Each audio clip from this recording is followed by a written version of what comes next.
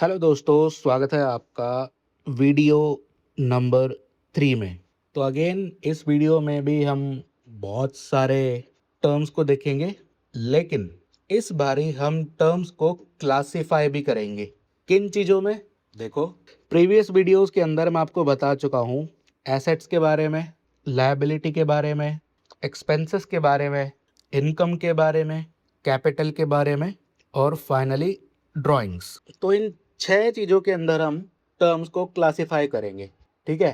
तो एक बारी मैं आपको एक शॉर्ट रिवीजन दे देता हूँ कि एसेट्स क्या होती है, लायबिलिटी क्या होती है, एक्सपेंसेस ये सब क्या होते हैं, ठीक है? तो दोस्तों, एसेट एक ऐसी चीज़ होती है जो कि आपको फ्यूचर बेनिफिट देती है, आपका उस पे कंट्रोल होता है और उसकी कुछ ना कुछ फाइनेंशियल वैल्यू होती है, ठीक है? लायबिलिटी का मतलब ये होता है कि आपकी ऑब्लिगेशन टू पे इन फ्यूचर, ठीक है? आपकी जो ज़िम्मेवारी होती है, जो कि आपको भविष्य में पे करनी है, वो लायबिलिटी होती है।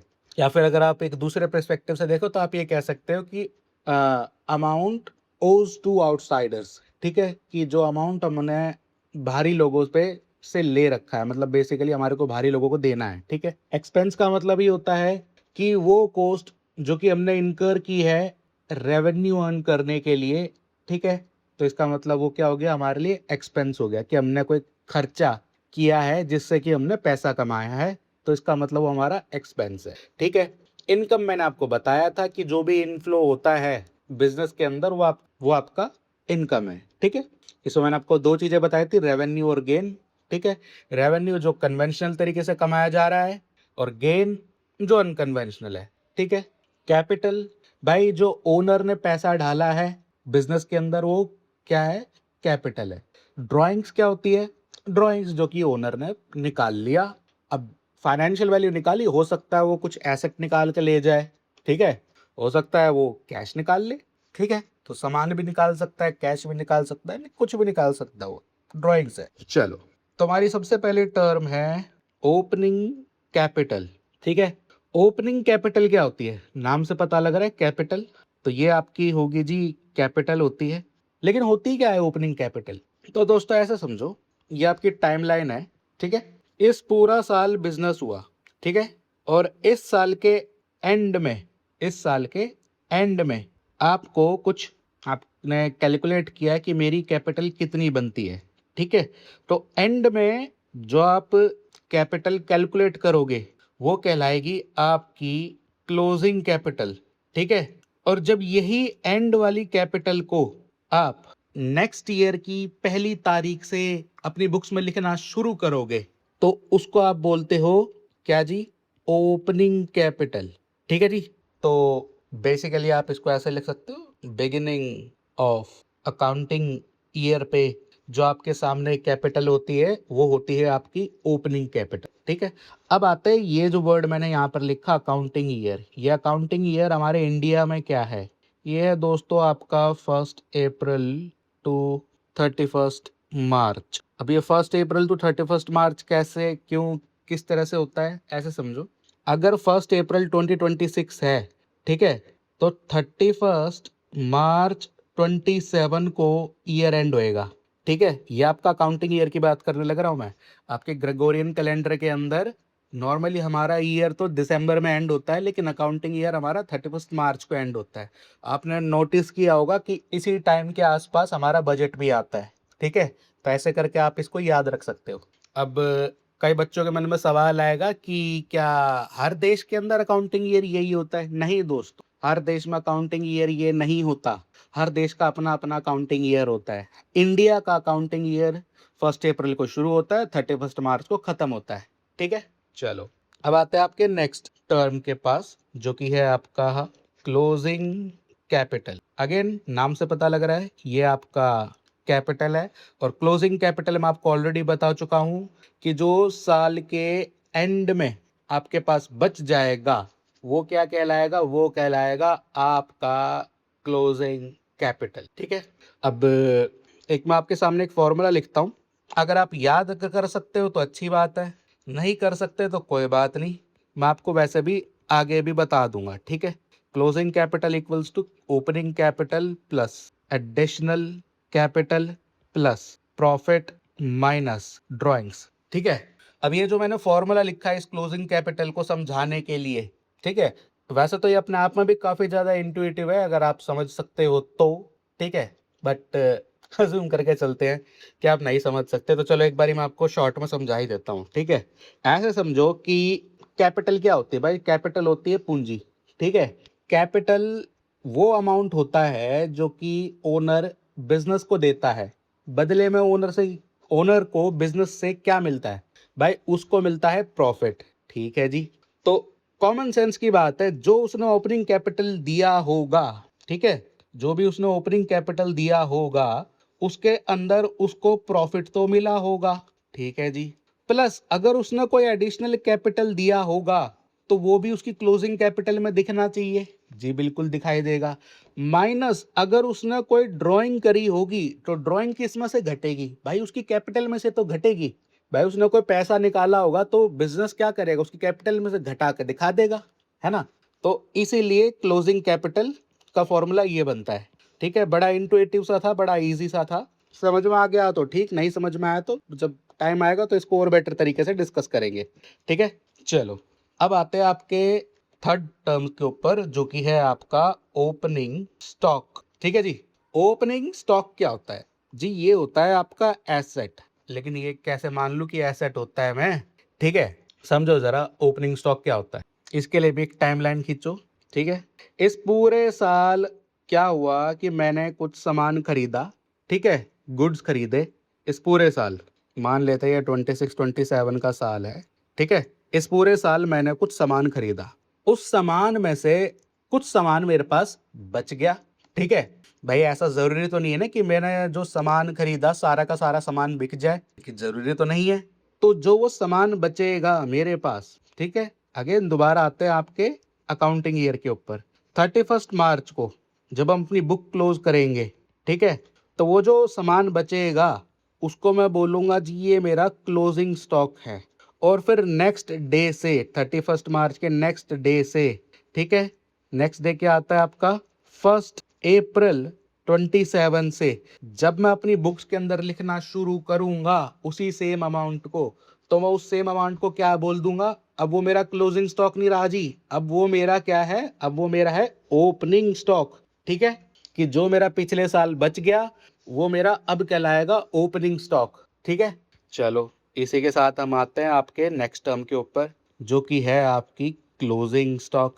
तो क्लोजिंग स्टॉक भी आपको पता लग गया कि क्या होता है भाई। क्लोजिंग स्टॉक बेसिकली वो है जो कि आपका गुड्स जो कि आपकी अनसोल्ड रह गई, ठीक है, at the end of the year, ठीक है। ये वो गुड्स आपकी जो कि आपकी साल के एंड में अनसोल्ड रह गई, ठीक है। बड़ा सिंपल सा था, कुछ भी ऐसा कुछ फैंसी नहीं है इसके अंदर।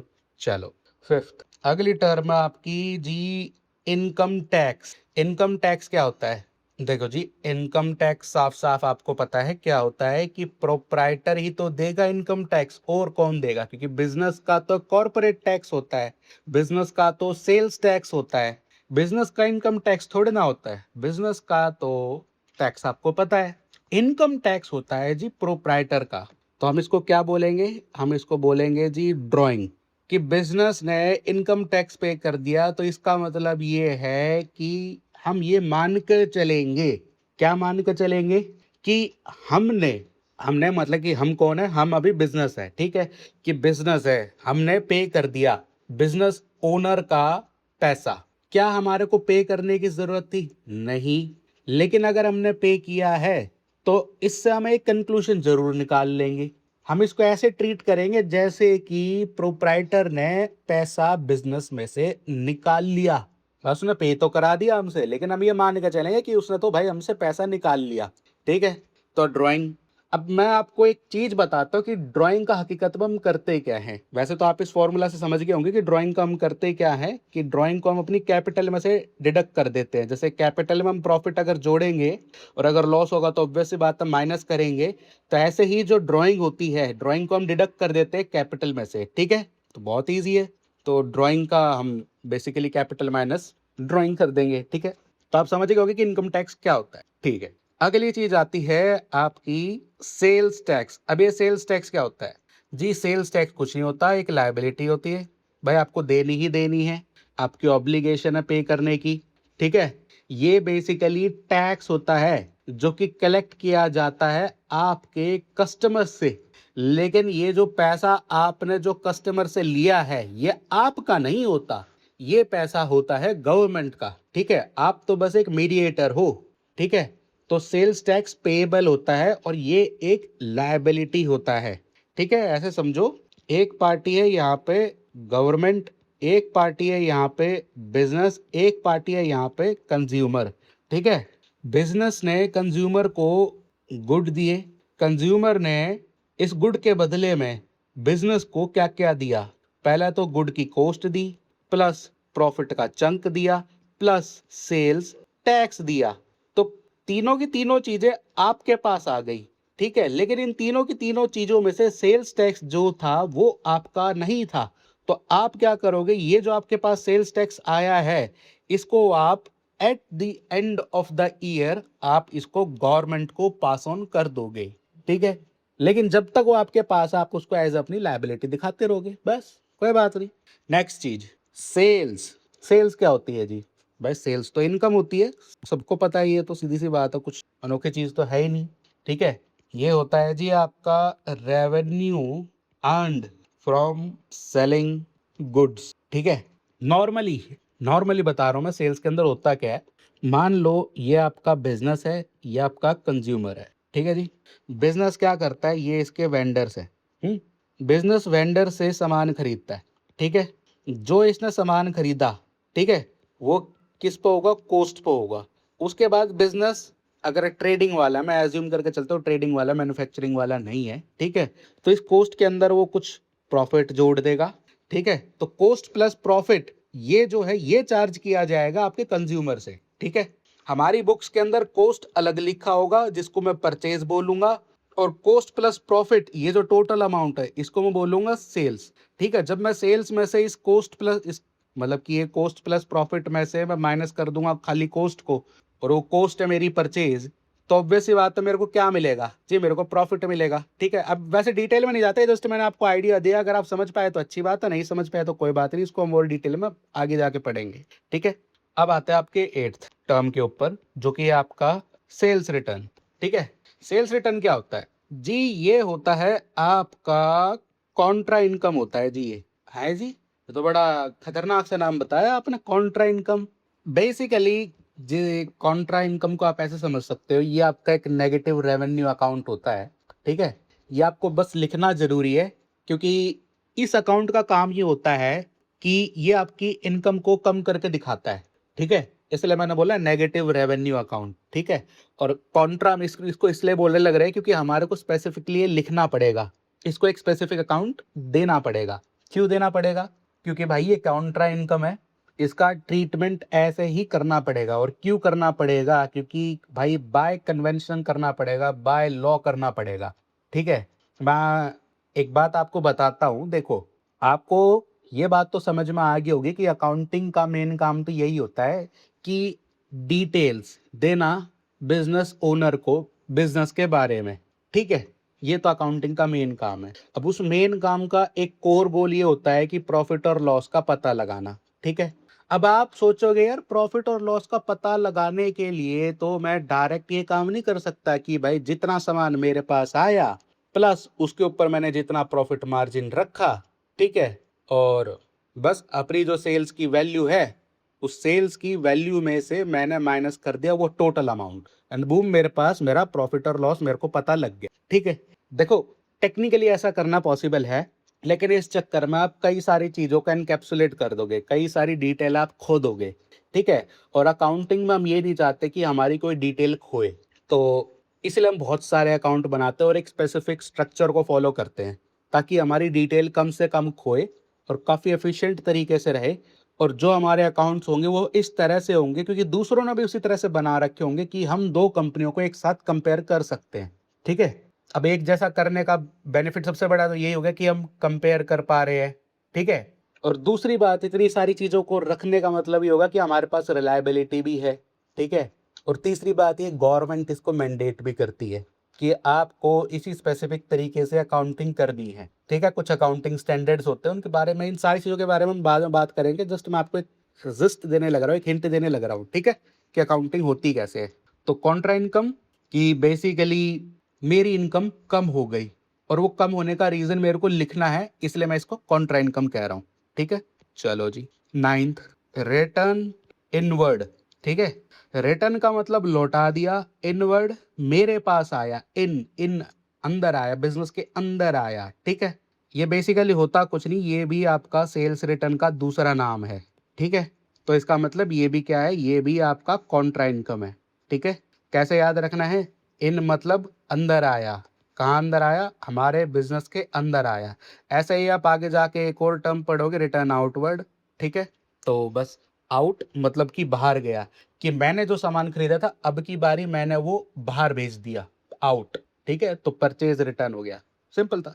चलो, तो 10th आते हैं आपके अब परचेज के ऊपर। तो रिटर्न इनवर्ड भूलना मत, ये आपका एक सिनोनिम है सेल्स रिटर्न का। ठीक है, बहुत इंपॉर्टेंट है, बार बार ये आपके सामने आएगा और बच्चे कम से कम नहीं तो 2-3 महीने लगा देते हैं, इस एक वर्ड को याद नहीं रख पाते। ठीक है, आपको ये गलती नहीं करनी, मैंने पहले बता दिया। चलो, अब परचेज क्या होता है। परचेज जी होता है, ये होता है जी आपका डायरेक्ट एक्सपेंस। ठीक है, बेसिकली आपका खर्चा होता है।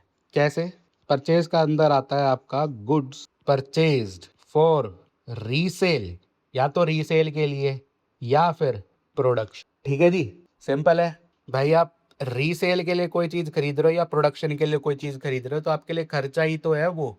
अब कई बच्चे इसको कंफ्यूज करेंगे एसेट से, कि टेक्निकली तो हमारे लिए एसेट होनी चाहिए, खर्चा क्यों किसको देख रहे हो हम। यार जरा सोच कर देखो, अगर आप बिल्डिंग खरीदते हो तो आप उसको तभी के तभी बेचने के इरादे से खरीदोगे। आप कहोगे नहीं, मेरे को तो 20-25 साल तक रखनी है। फर्नीचर खरीदोगे, 10-5 साल तक रखना है। सामान खरीदोगे, मन में तो ये चल रहा है ना अभी कि अभी अगले मिनट बिक जाए, और बढ़िया।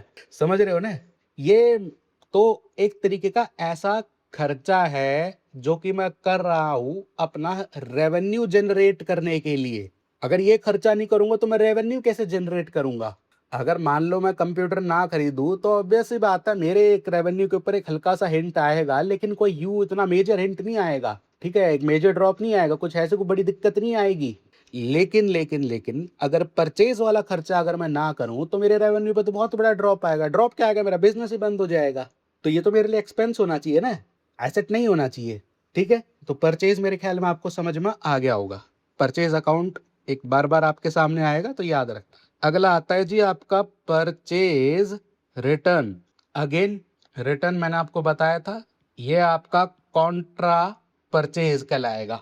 ठीक है, कॉन्ट्रा परचेज माने भाई कॉन्ट्रा एक्सपेंस बेसिकली आपके एक्सपेंस को घटा देता है, और घटा देता है, चलो एक बात, लेकिन दूसरी बात ये कि आपको ये डेडिकेटेडली लिखना पड़ता है।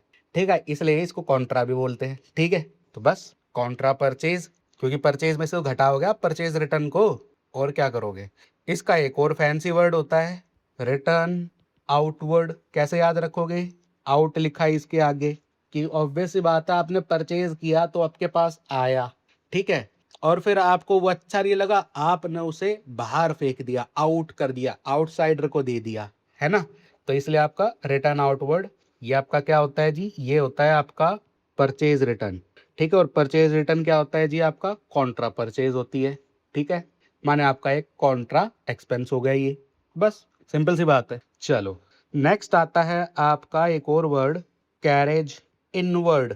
कैरेज इनवर्ड क्या होता है जी, कैरेज इनवर्ड होता है आपका डायरेक्ट एक्सपेंस। अब देखो दोस्तों, हम जब खर्चे को डिवाइड करते हैं, ठीक है, तो हमारे पास दो तरीके होते हैं खर्चे को डिवाइड करने के। ठीक है, एक होता है डायरेक्ट एक्सपेंस, एक होता है इनडायरेक्ट एक्सपेंस। ठीक है, अब मैं आपको अभी क्यों बता रहा हूँ, पहले मैंने आपको क्यों नहीं बताया जब मैं आपको बता रहा था एक्सपेंस के बारे में। देखो यार, रीजनिंग इसके पीछे की ये है कि डायरेक्ट एक्सपेंस इनडायरेक्ट एक्सपेंस ये आपके नॉर्मली आते हैं फाइनल अकाउंट के टाइम पे। ठीक है, इसलिए मैं लेकिन क्योंकि हम अभी पढ़ने लग रहे हैं और हमारे पास अभी मौका है, तो हम अभी की अभी इन टर्म को समझ लेंगे, क्या दिक्कत है। तो हम समझने के लिए तो बैठे हैं इस वीडियो के अंदर हम। ठीक है, तो सीख लो अच्छे से, पढ़ना तो है ही आपको, और आपको पता है कि फाइनल में आपका एक कम से कम नहीं तो 15 मार्क्स का क्वेश्चन आएगा और इसी में से आना है। ठीक है, इन्हीं वर्ड्स का यूज होएगा उसके अंदर। तो याद कर लो यार, क्या दिक्कत है, 15 से 20 नंबर का भी आ सकता है, 25 का भी आ जाए। तो कैरेज इनवर्ड मतलब डायरेक्ट एक्सपेंस। और ये डायरेक्ट एक्सपेंस क्या होता है?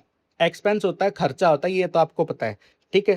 तो पहले एक बारी मैं कैरेज इनवर्ड को हिंदी में बताता हूँ, ये होता क्या है। देखो जी, cost of delivering goods to customer होती है ये। कैरेज का मतलब हो गया cost of delivering, oh sorry, cost of delivering goods, oh sorry sorry sorry, मैं भी कंफ्यूज हो रहा हूँ यार। कॉस्ट ऑफ डिलीवरिंग नहीं होगी क्योंकि इसके आगे इनवर्ड लगा हुआ है। इनवर्ड मतलब अंदर आ रहा है, ठीक है। तो इसका मतलब कैरेज आउटवर्ड भी होता है, जी हाँ होता है, कैरेज आउटवर्ड भी होता है। तो इनवर्ड, ठीक है, तो ये होगी कॉस्ट ऑफ ब्रिंगिंग, ठीक है, परचेज्ड गुड्स, ठीक है, कि आपने जो माल खरीदा उसको जब आप अपने प्लांट तक लाए, अपनी फैक्ट्री तक लाए, अपने गोडाउन तक लाए, तो आपने कुछ किराया भरा होगा, इनवर्ड है ना ये, ठीक है। तो उस किराए का एक फैंसी नाम है, तो उसे हम बोल देते हैं जी कैरेज इनवर्ड, ठीक है। तो ये एक खर्चा तो है, ये तो आपको पता लग गया क्योंकि आपने एक ट्रांसपोर्टेशन फीस पे करी है टेक्निकली, ठीक है, और कुछ नहीं है ये। लेकिन ये हमने इनवर्ड आउटवर्ड करके डिफरेंशिएशन क्यों किया? क्योंकि हमने एक्सपेंस के अंदर भी एक डिफरेंशिएशन कर रखा है, डायरेक्ट एक्सपेंस और इनडायरेक्ट एक्सपेंस। डायरेक्ट एक्सपेंस आपके वो वाले एक्सपेंस होते हैं जो कि आपके फैक्ट्री वाले खर्चे होते हैं, और इनडायरेक्ट एक्सपेंस आपके वो वाले खर्चे होते हैं जो कि फैक्ट्री से बाहर वाले खर्चे होते हैं। एक मिनट, बाहर वाले खर्चे से क्या मतलब हुआ, ठीक है, एक बारी मैं यहाँ पर शॉर्ट में बता देता हूँ आपको। डायरेक्ट और इनडायरेक्ट, ठीक है, ये दो तरह के खर्चे होते हैं, दोनों के दोनों हैं तो एक्सपेंस ही, ठीक है। लेकिन डायरेक्ट एक्सपेंस वो जो कि आपके ये फैक्ट्री वाली स्टेज तक के हैं, और इनडायरेक्ट वो जो कि आपकी फैक्ट्री वाली स्टेज से बाहर के हैं। एक मिनट, दोबारा समझाओ ये मतलब क्या हुआ, इसका भी समझ में नहीं आया। देखो दोस्तों, एक माल आप लाए, आपने उसको मैन्युफैक्चर करके उसकी जो उसकी फॉर्म थी उसको बदल दी, उसमें आपने वैल्यू एडिशन किया। तो वैल्यू एडिशन करने तक का जो फैक्ट्री का खर्चा है वो सारा का सारा हो गया आपका डायरेक्ट खर्चा। उसके बाद क्या किया कि आपने अपनी दूसरी टीम को बोला जो कि ऑफिस में बैठी है कि भाई अब इस माल को तुम्हारा काम है बिकवाने का, डिस्ट्रीब्यूट करने का। तो अब वो वाला जो खर्चा होने लग रहा है वो बाहर वाला, कि बाहर वाले लोगों को कैसे लपेटे में लेंगे, ठीक है, इस सामान से। तो वो सारा का सारा खर्चा भाई आपको उनकी भी तो सैलरी पे करनी है ना, तो वो खर्चा हुआ आपका इनडायरेक्ट एक्सपेंस, ठीक है।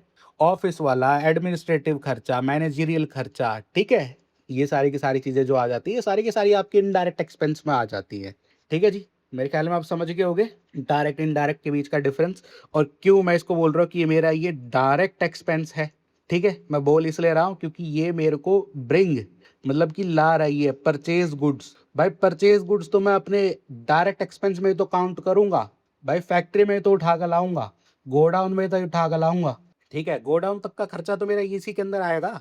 चलो नेक्स्ट टर्म आते हैं आपके। अब आप बोलोगे यार टेक्निकली तो फिर ये डायरेक्ट और इनडायरेक्ट एक्सपेंस पे तो हमारे लिए टर्म ही थी। अरे चलो कुछ नहीं आता, ये ऐसा करने लग गए तो आपकी तो 100 से भी ऊपर निकल जाएंगी, लगे रहो, ठीक है। कैरेज आउटवर्ड, ठीक है, तो कैरेज आउटवर्ड क्या होता है? अब कैरेज तो आपको पता है कि हाँ भाई है तो किसी ना किसी तरह का ट्रांसपोर्टेशन का खर्चा।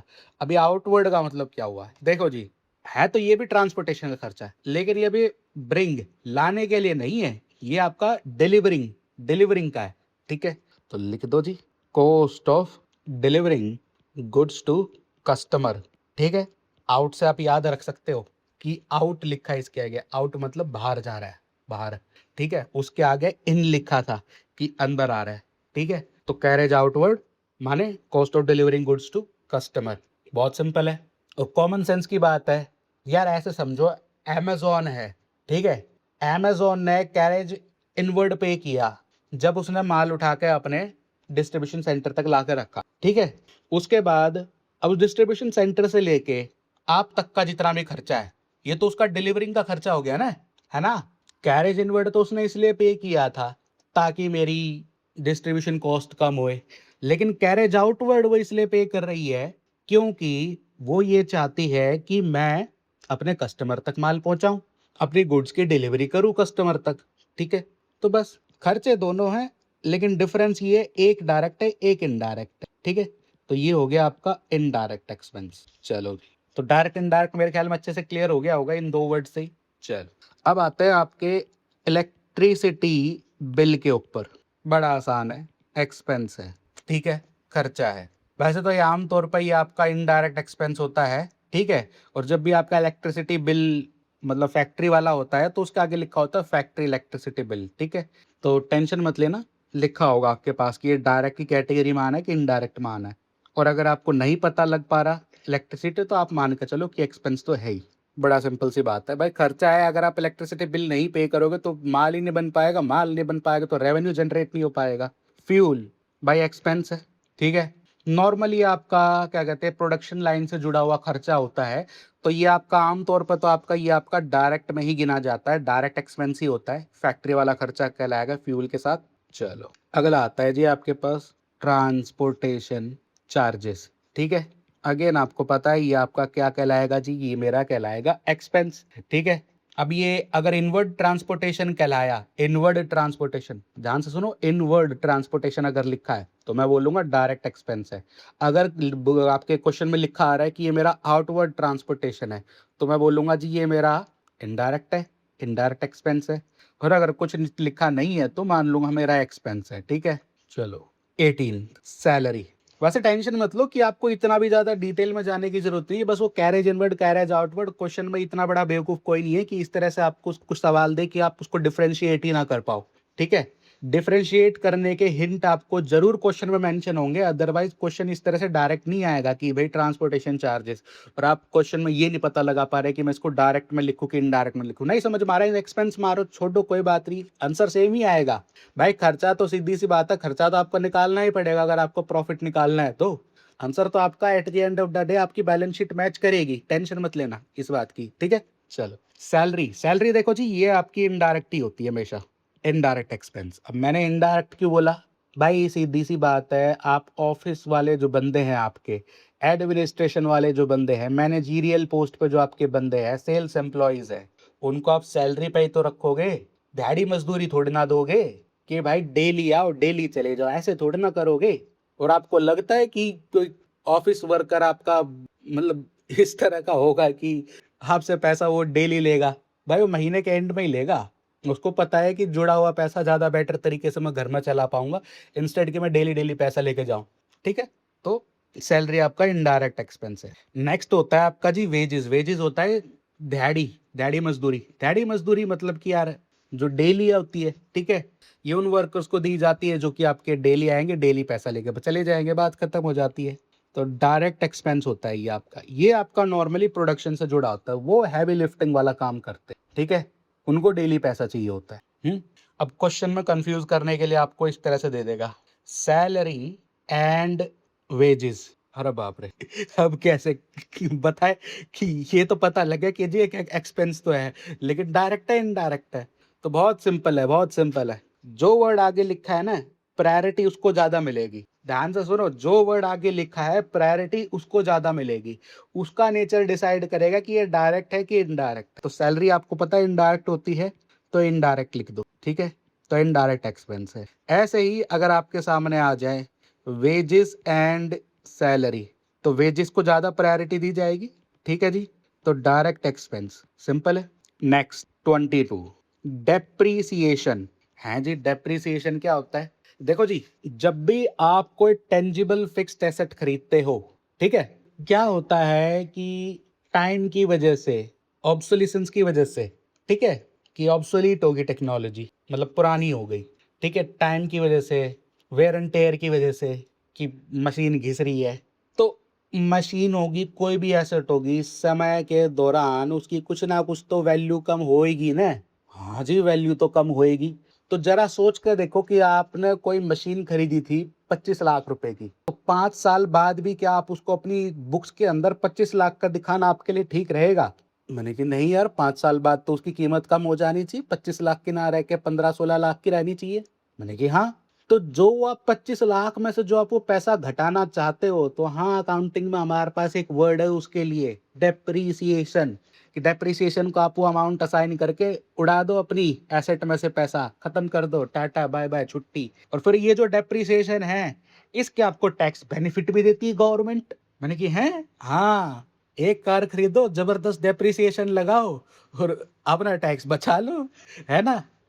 मजाक कर रहा हूँ, करोगे तो फंस भी सकते हो। चलो बट करते हैं कई लोग ऐसा।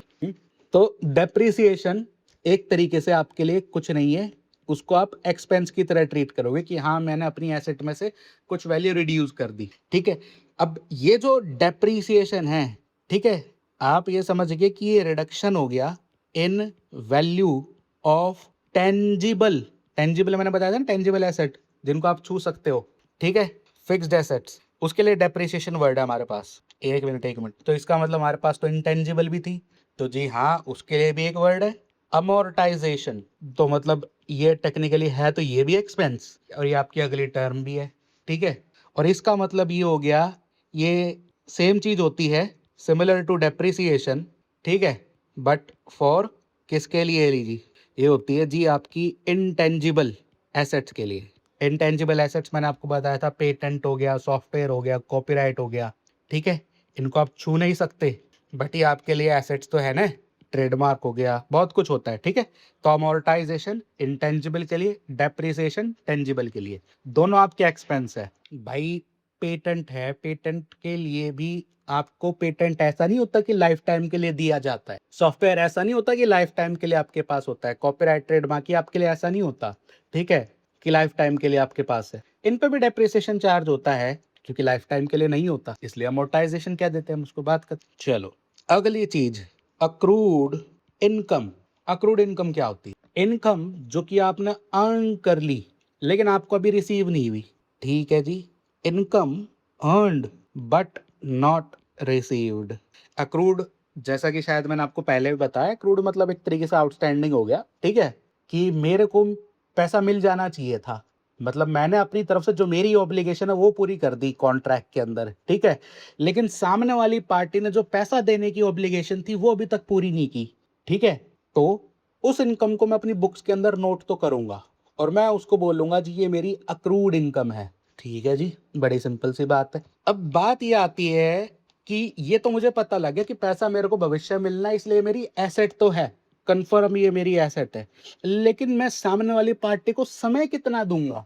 भाई 1 साल का ही तो दे सकता हूँ उसको समय, 1 साल से ज्यादा थोड़ा ना दूंगा भाई, 1 साल में मेरा पैसा वापस कर, बात खत्म हो जाती है। तो इसलिए ये मेरी एसेट नहीं, करंट एसेट है, ठीक है। चलो जी 25th, अनअर्न्ड इनकम, ठीक है। अब की बारी क्या हुआ जी, पैसा रिसीव हो गया पहले ही, लेकिन अब की बारी जो बिजनेस की जो ऑब्लिगेशन थी वो पूरी नहीं हुई, मतलब कि बिजनेस ने अभी तक उस पैसे को अर्न ही नहीं किया, ठीक है।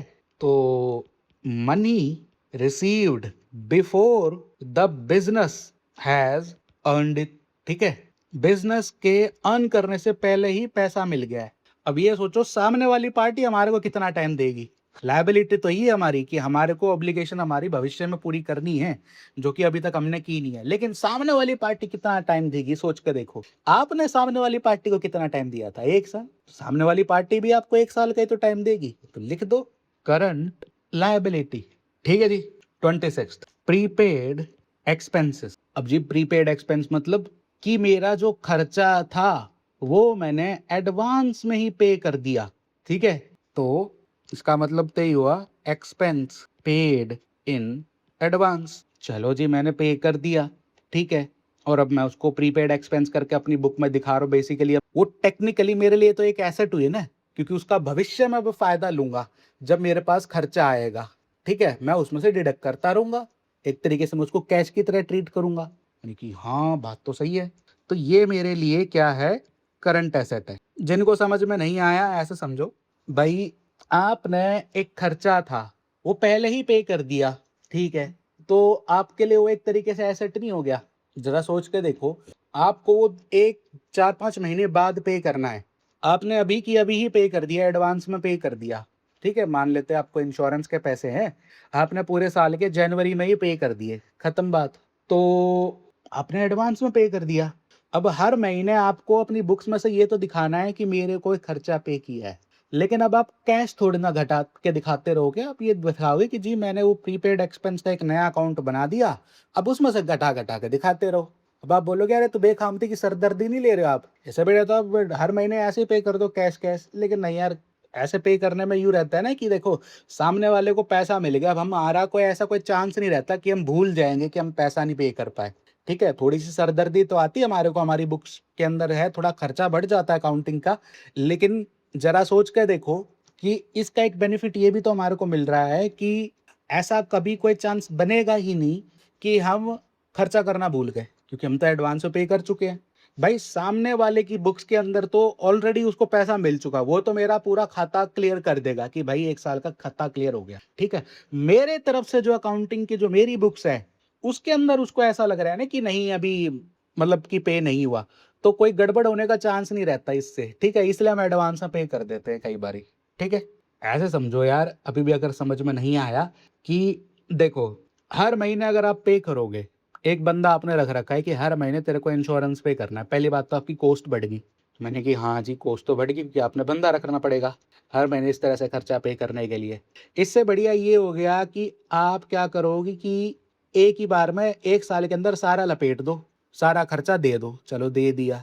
अब जो सामने वाली पार्टी है उसके पास तो पैसा पहुंच गया, तो वो तो आपका जो नाम था लायबिलिटी में से, ओ सॉरी, आप मतलब कि वो आपको एज अ डेटर ट्रीट कर रहा होगा ना, एसेट ट्रीट कर रहा होगा, तो वो हटा देगा उसको, ठीक है।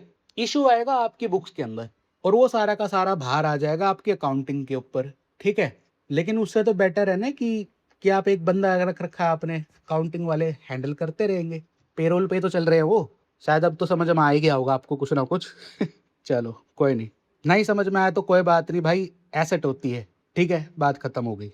Next, income received in advance. Tension मत लेना अगर ये वर्ड्स आपको ढंग से समझ में नहीं आए, तो जब इनको प्रैक्टिकली हम करेंगे तो और बेटर तरीके से समझ में आ जाएंगे। ये तो जस्ट मैं आपको इसलिए बता रहा हूँ ये सारे वर्ड्स, ताकि आपके दिमाग में एक आइडिया सा रहे कि ये हाँ यार ये वर्ड्स होते क्या हैं। क्योंकि आप 2-3 बार इन वर्ड्स को सुन लोगे तो आपको यूँ नहीं होगा कि आपको जबरदस्ती याद करने पड़ रहे हैं, क्योंकि आप इनको बार बार सुनने लग रहे हो, तो ये ऑटोमेटिकली आपको याद हो जाएंगे, ठीक है। अभी मैं आपको 100 वर्ड्स बता रहा हूँ, ऐसा नहीं कि वो 100 के 100 वर्ड आपको याद होंगे, मेरे को पता नहीं होने वाले। लेकिन अगर आप उनको बार बार सुनते रहोगे तो हो जाएंगे याद, टेंशन मत लो। और जब आप अपने फाइनल एग्जाम्स तक पहुंचोगे तो मज़ेदार बात, आपके लिए 100 के 100 वर्ड बच्चों का खेल होंगे, ठीक है, बहुत ईजी होंगे। तो इनकम रिसीव इन एडवांस मतलब कि आपको इनकम एडवांस में मिल गई। मैंने कि हाँ, तो ये टेक्निकली आपकी अनअर्न्ड इनकम नहीं हुई। भाई आपको इनकम एडवांस में मिल गई, इसका मतलब ये हुआ कि आपकी जो ऑब्लिगेशन थी वो आपने पूरी नहीं की, तो ये तो आपकी अनअर्न्ड इनकम ही तो हुई। और अनअर्न्ड इनकम आपको पता है ये आपकी होती है करंट लायबिलिटी, ठीक है। तो बस ये एक अलग से एक नाम था जो कि मैं चाहता था कि आप याद रखो, ठीक है। चलो आगे बढ़ते हैं। 28, हाँ, आउटस्टैंडिंग एक्सपेंस, ये बड़ा इंटरेस्टिंग है और सबसे बढ़िया है, ये बहुत बारी आता है, ठीक है। आउटस्टैंडिंग एक्सपेंस, देखो जी, आपने खर्चा पे करना था लेकिन आपने अब खर्चा पे नहीं किया, तो अब वो खर्चा आपके लिए क्या खर्चा रह जाएगा? नहीं भाई, वो आपकी अब जिम्मेवारी बनेगी भविष्य में पे करने की। लीगली आपको पकड़ के वो कोर्ट में ले जाएगा, लॉ सूट कर देगा और तो लगे रहना फालतू की लीगल फीस और देते हुए, ठीक है। सैलरी पे करनी थी, सैलरी क्यों नहीं पे की आपने? तो भाई अपनी बुक्स के अंदर एक काम करना, सैलरी को घटा के काट के आउटस्टैंडिंग सैलरी लिख लेना, बाकी आपको याद रहे कि आपकी लायबिलिटी है, जिम्मेवारी आपकी देने की, ठीक है। तो आउटस्टैंडिंग एक्सपेंस, ठीक है, ऐसा खर्चा जो कि आपने पे नहीं किया, expense incurred but not yet paid, ठीक है। लिख लो ये भी, मीनिंग भी, एक्सपेंस इनकर तो हो गया, ठीक है, बट नॉट येट पेड, ठीक है, लेकिन अभी तक पे नहीं किया। ये आपकी क्या है? ये जी आपकी करंट लायबिलिटी है, 1 साल के अंदर अंदर ही पे करनी है, इसलिए मैंने इसके आगे करंट लगवाया है। पता लगा 2 साल बाद उसकी सैलरी दे रहे हो, इतनी देर में तो आपको बुरा हाल कर देगा वो, ठीक है।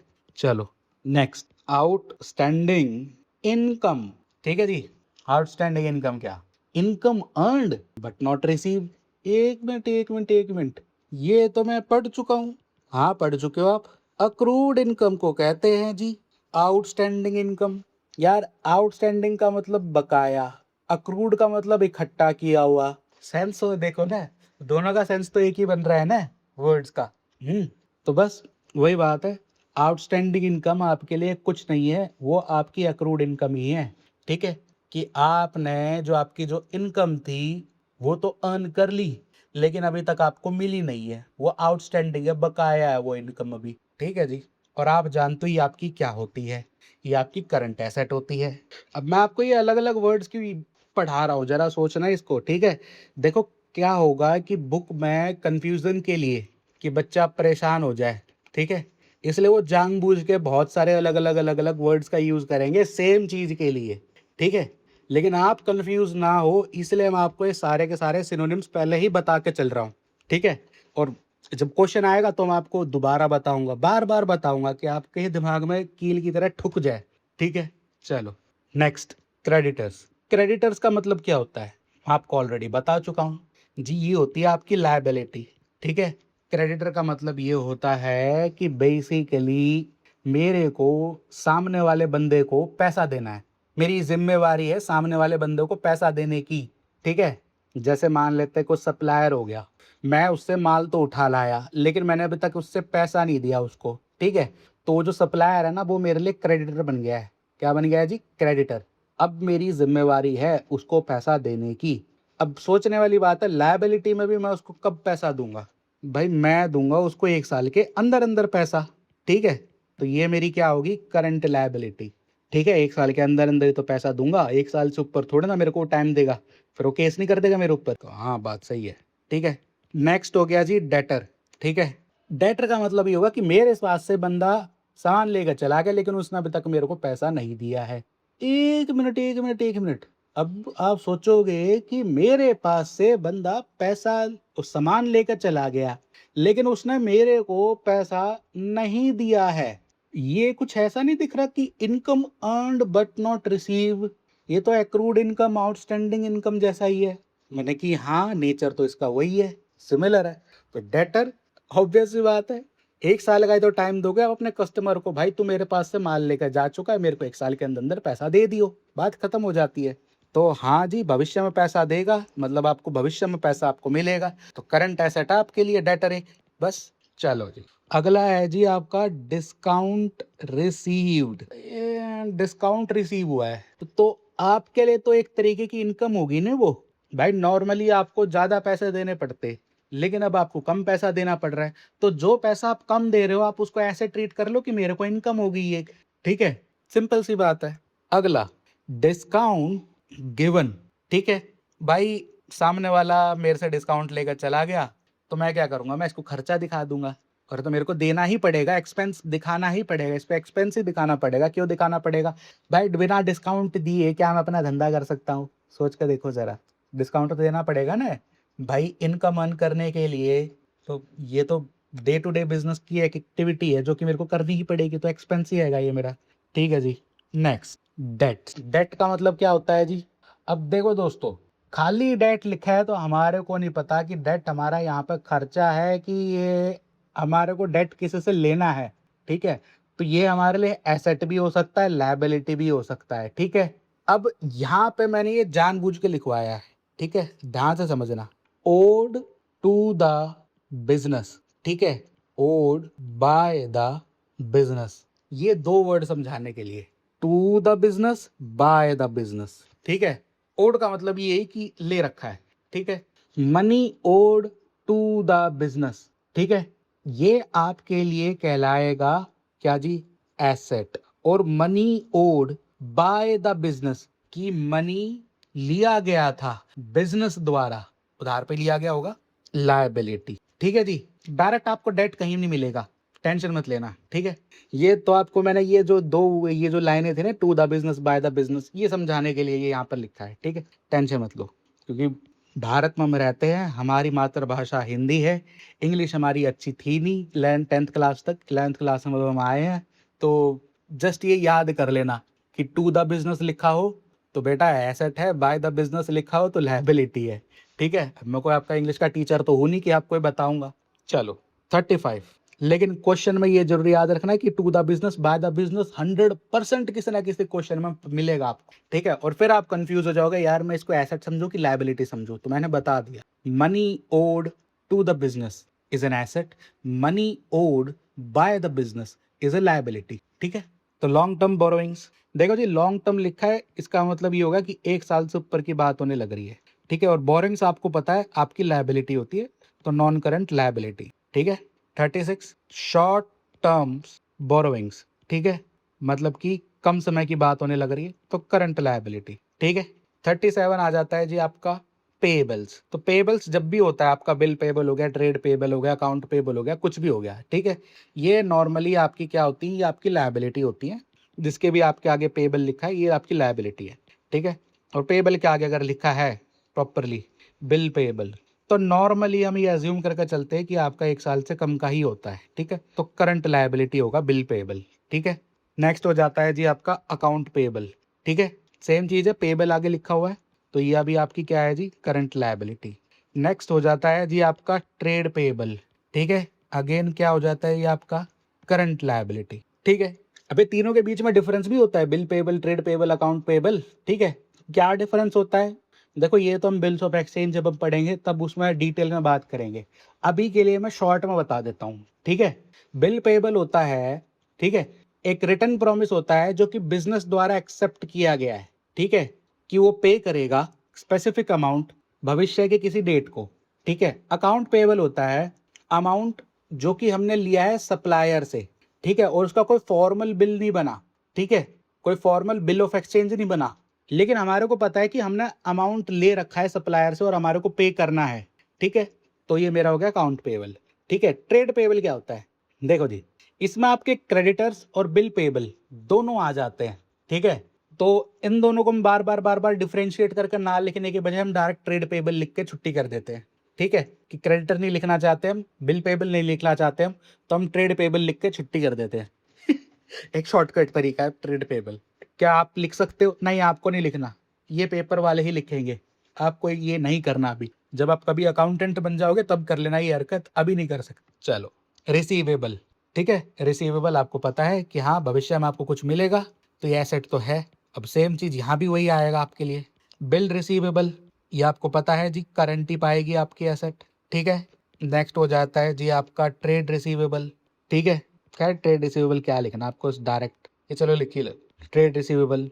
44 ही हो गया आपका जी अकाउंट रिसीवेबल। तीनों आपको पता है एसेट तो हैं और 1 साल से नीचे वाली हैं, ठीक है। 1 साल के अंदर अंदर आपको पैसा मिल जाएगा, क्योंकि ऑब्वियस सी बात है आप 1 साल से ज़्यादा समय तो दोगे नहीं, ठीक है। डिटेल में जाते नहीं है क्योंकि वैसे भी सबका नेचर सेम ही है, इतना ज़्यादा आपको अभी आने की ज़रूरत है भी नहीं इनके अंदर, ठीक है। जब आप कभी पढ़ोगे सीए इंटरमीडिएट वगैरह पे आप पहुंचोगे तो ये आपके लिए जानना ज़रूरी है, अदरवाइज अभी आपके लिए इन सारी चीज़ों को जानना ज़रूरी भी नहीं है।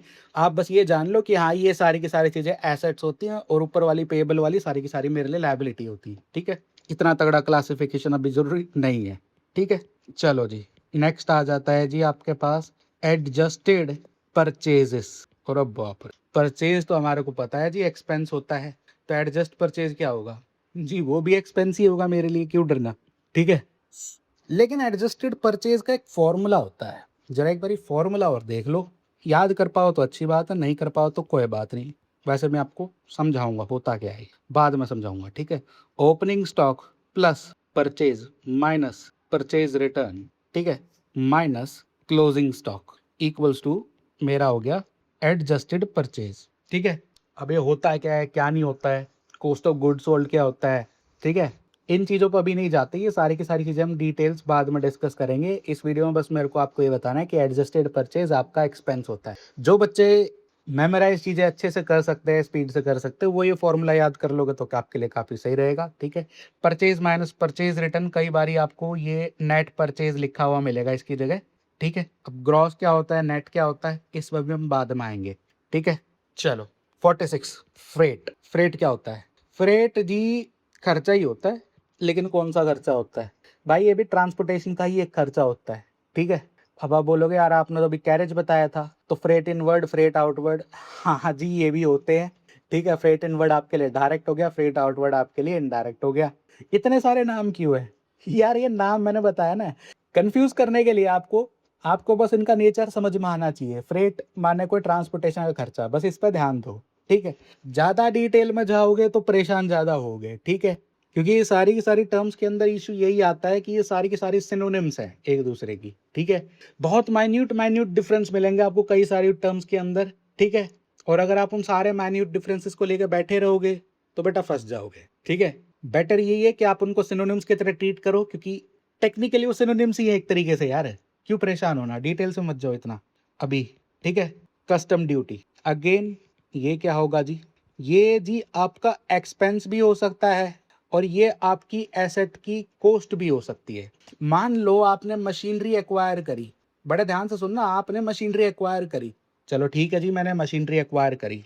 उस मशीनरी के ऊपर आपको बोला गया है कि जी मैंने कोई कस्टम ड्यूटी पे की, तो उस केस के अंदर ये आपकी एसेट की कॉस्ट में इंक्लूड किया जाएगा, ठीक है?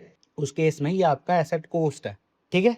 और एक और केस मैं आपको बताता हूँ कि आपने इंपोर्ट ड्यूटी पे करी गुड्स के ऊपर, उस केस के अंदर ये आपका डायरेक्ट एक्सपेंस है, ठीक है?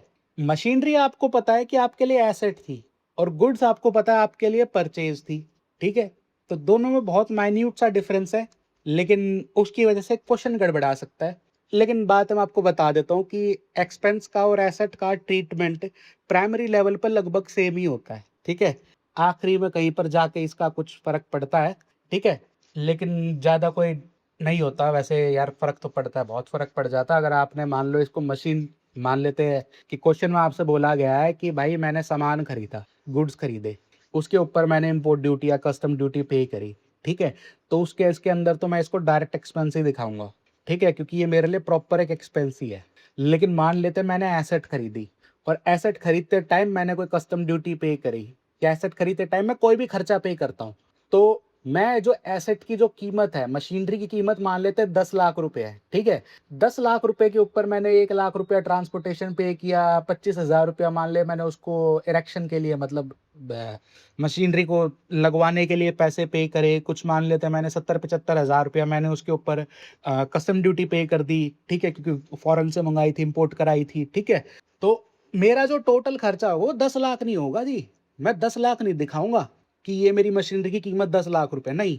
मेरी मशीनरी की कीमत वो होती है, मशीनरी की कीमत प्लस फालतू के सारे खर्चे, और ये सारे खर्चे टोटल तब तक करे जाएंगे जब तक वो मशीनरी मेरी उस फॉर्म में नहीं आ जाती कि वो चालू हो जाए। उसको चालू करने की जो कीमत है ना, उसको मैं मशीनरी में लिखूंगा, ठीक है? जो मशीनरी की ओरिजिनल कीमत है, मेरे को उससे कुछ लेना देना नहीं है। मेरे को तो ये देखना है मेरे को टोटल खर्चा कितना देना पड़ा उस मशीनरी को चालू करने में। भाई डिटेल में तो इंजीनियर जाएगा ना, हम तो अकाउंटेंट है, हमारे को क्या लेना देना? सोचो ना जरा, हमारे लिए तो वो खर्चा है। अब ऐसे समझो ना यार कि आप हो, आप फोन खरीद के लाते हो मकान अपने पापा से पैसे लेके, ठीक है? फोन का आप फिर बाद में चार्जर खरीद के लाते हो, ठीक है? हेडफोन खरीद के लाते हो, आप फोन के क्या कहते हैं कवर खरीद के लाते हो, टेम्पर्ड ग्लास खरीद के लाते हो। आपके लिए तो उन सारी अलग अलग चीजों की अलग अलग वैल्यू है, लेकिन आपके फादर के लिए जरा सोच के देखना कि 50,000 का फोन है, 2500 रुपए का ये है, 3,000 का ये, ना ना ना ना, वो इसमें इतनी डिटेल में नहीं जाएगा। वो ये बोलेंगे कि जी हमारे लड़के का फोन हमारे को 70,000 का पड़ा है, वो 50 का नहीं बोलेंगे। उनको तो 70,000 नहीं दिखाई देंगे ना कि 70,000 मेरी जेब से गए हैं। आपके लिए फोन अलग है, हेडफोन अलग है, आपके लिए चीजों अलग अलग, चीजों की अलग अलग वैल्यू है। आपके फादर के लिए तो वो सारी चीजें एक ही है ना, तो अकाउंटेंट के लिए भी तो वो सारी चीजें एक ही होगी, इंजीनियर के लिए वो चीजें अलग अलग हो सकती हैं। हमारे को कुछ लेना देना नहीं है, ठीक है? तो कस्टम ड्यूटी उस मशीनरी के अंदर, क्योंकि वो एसेट है, हमारे लिए जस्ट एक पार्ट है। होगा इंजीनियर के लिए होगा, लेकिन हमारे लिए तो भाई वो मशीनरी का ही खर्चा है, बात खत्म। एसेट का ही खर्चा है। शायद आपको समझ में आ गया होगा एक कस्टम ड्यूटी भी।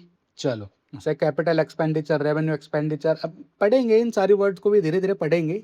बहुत चीजें होती है अकाउंट्स के अंदर, मजा आएगा और आसान भी होती है। Next, royalty on production. भाई ये भी मेरा एक्सपेंस ही होता है, ठीक है? और ये मेरा डायरेक्ट एक्सपेंस होता है, ठीक है? क्योंकि प्रोडक्शन के ऊपर दे रहा हूँ ना, मैन्युफैक्चरी वाला खर्चा है, साफ साफ पता लग रहा है, ठीक है? खर्चा ही तो दे रहा हूँ यार। कोई बंदा मैंने माल बनाया और फिर बाद में वो पैसे लेके जा रहा है मेरे से, और भले ही उसकी टेक्नोलॉजी है, बट खर्चा ही समझ के मैं ट्रीट करूंगा इसको। नेक्स्ट है जी ऑडिट फी, ठीक है? ये जी ये मेरा इनडायरेक्ट खर्चा होता है। अब आप में से कई बच्चे सोच रहे होंगे यार ये ऑडिट फी क्या होता है? देखो जी, ऐसे समझो, आपने अपने खाते बनाए, खाते बना के पूरे साल के रख लिए, उन खातों के बेसिस पे आपको टैक्स भरना है। लेकिन गवर्नमेंट कैसे माने कि आपने जो खाते बनाए उनमें आपने गड़बड़ी नहीं की है? मैंने कि हाँ यार, बात तो सही है। तो उसके लिए क्या करते हो, आप एक फर्म से ऑडिट कराते हो, एक जानी मानी फर्म से जिस पर गवर्नमेंट को भरोसा है, ठीक है? और उस गवर्नमेंट के चक्कर में आपको उनसे ऑडिट कराना पड़ता है। ऑडिट का मतलब ये होगा कि वो आके आपके अकाउंट्स चेक करेंगे कि हाँ भाई आपने कोई गड़बड़ तो नहीं की है। वो दोबारा सारे के सारे अकाउंट्स बनाएंगे, ठीक है? और फिर आपके अकाउंट्स और उनके अकाउंट्स को मैच किया जाएगा और फिर उनके अकाउंट्स के बेसिस पे आपको गवर्नमेंट को टैक्स फाइल करना है, ठीक है। तो आप बोलोगे यार टेक्निकली गवर्नमेंट मेरे से टैक्स भी ले रही है और साथ के साथ मेरे से ऑडिट फीस भी ले रही है। भाई ले तो रही है, क्या कर सकते हैं, कानून है, देना पड़ेगा। और इस कानून के पीछे की वजह भी है कि लोग गड़बड़ करते हैं, भाई करते हैं, तो इसलिए आपको ये करना भी पड़ेगा, ये सहन करना पड़ेगा। थोड़ा सा इनजस्टिस जैसा लगता है उन लोगों के लिए जो कि भाई गड़बड़ वाले नहीं है, उनके लिए तो है, क्या करें, देना पड़ेगा ऑडिट फी। चलो नेक्स्ट आ जाता है जी लीगल फीस, ठीक है। देखो जी, इसके भी दो केस बन सकते हैं। पहला तो यही कि आपका ये इनडायरेक्ट एक्सपेंस है, ठीक है, लीगल फी आप देने लग रहे हैं। दूसरा ये आपकी एसेट की कॉस्ट भी हो सकती है, सेम चीज वही, ठीक है, कि आपने लीगल फी पे करी किसी एसेट को एक्वायर करने के लिए, ठीक है। भाई आपने लीगल चार्जेस पे किए बिल्डिंग खरीदते टाइम, ठीक है, मान लेते बिल्डिंग की कीमत थी 1 करोड़ रुपए, 5 करोड़ रुपए, ठीक है। उस 5 करोड़ के ऊपर आपने स्टैम्प ड्यूटी पे की, लीगल फीस पे की, नोटरी पे की, पता नहीं क्या क्या पे किया, और 5 करोड़ के बढ़ते बढ़ते हो गए 50 लाख रुपए और बढ़ गए उसके ऊपर। 20-25 लाख की लीगल फीस होगी, कुछ वो हो गया, कुछ वो हो गया। तो आप भाई अपनी बिल्डिंग की कीमत 5 करोड़ दिखाओगे, 5 करोड़ 50 लाख दिखाओगे। भाई ऑब्वियस सी बात है, 5 करोड़ 50 लाख दिखाओगे तो 5 करोड़ 50 लाख वो आपकी एसेट के अंदर ही उस लीगल फीस को इंक्लूड कर दिया जाएगा। जैसे अभी ऊपर किया था ना हमने, कस्टम ड्यूटी के अंदर एसेट कॉस्ट लिखा है, ठीक है, इंक्लूड कर देते हैं एसेट की कॉस्ट में ही उस कस्टम ड्यूटी को, उस लीगल फीस को, ठीक है। तो बस ये चीज यहाँ पे। चलिए आगे बढ़ते हैं।